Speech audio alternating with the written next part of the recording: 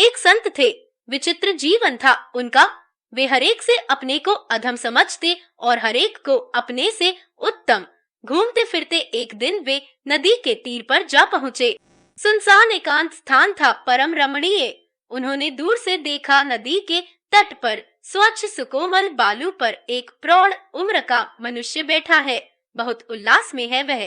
पास ही 15-16 साल को एक सुंदरी युवती बैठी है। उसके हाथ में कांच का एक गिलास है। गिलास में जल जैसा कोई द्रव पदार्थ है। दोनों हंस हंस कर बातें कर रहे हैं।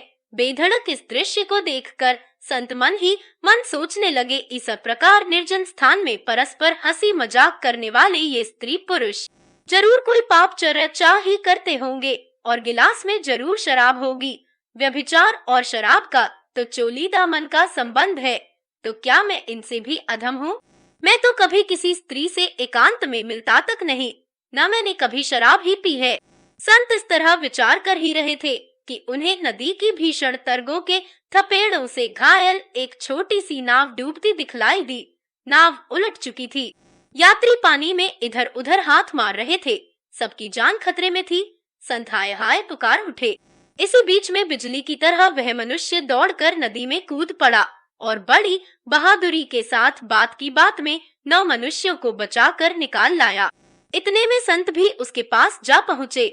इस तरह अपने प्राणों की परवाह न कर दूसरों के प्राण बचाने के लिए मौत के मुंह में कूद पड़ना और सफलता के साथ बाहर निकल आना देखकर संत का मन बहुत कुछ बदल गया था।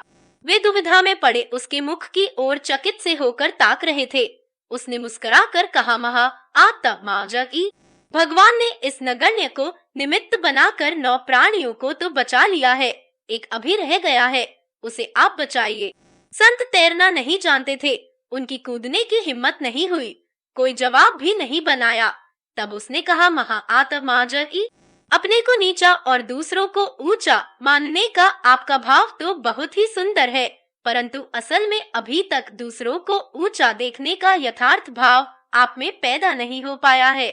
नीचा समझकर ऊंचा मानना अपने में यह अभिमान उत्पन्न करता है कि मैं अपने से नीचों को भी ऊंचा मानता हूँ। जिस दिन आप दूसरों को वस्तुतः ऊंचा देख पाएंगे, उसी दिन आप यथार्थ में ऊंचा मान भी सकेंगे।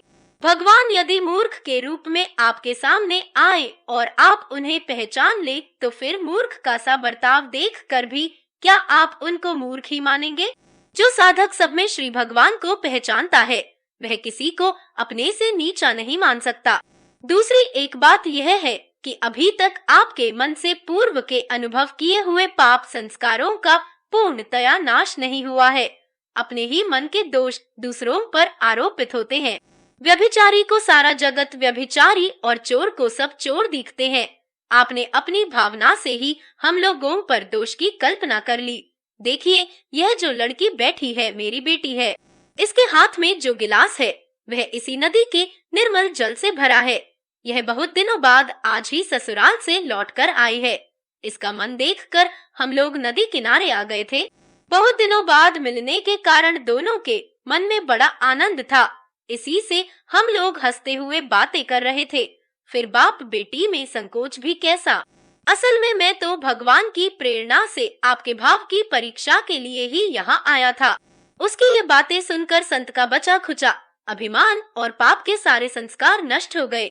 संत ने समझा, मर प्रभु ने ही दया करके इनके द्वारा मुझको यह उपदेश दिलवाया है। संत उसके चरणों पर गिर पड़े। इतने में वह डूबा हुआ एक आदमी भी भगवान की कृपा शक्ति से नदी में से निकल आया। तब से संत को किसी में भी दोष नहीं दिखते थे। वे किसी को भी अपने से नीचा नहीं मानते और किसी से भी अपने को ऊंचा नहीं देखते थे। धन्यवाद। अगर आपको भी ऐसे ही ज्ञान की कहानियाँ पसंद है तो आज ही चैनल को सब्सक्राइब कर लीजिए, क्योंकि हम आपके लिए ऐसे ही खूबसूरत कहानियाँ लाते रहेंगे।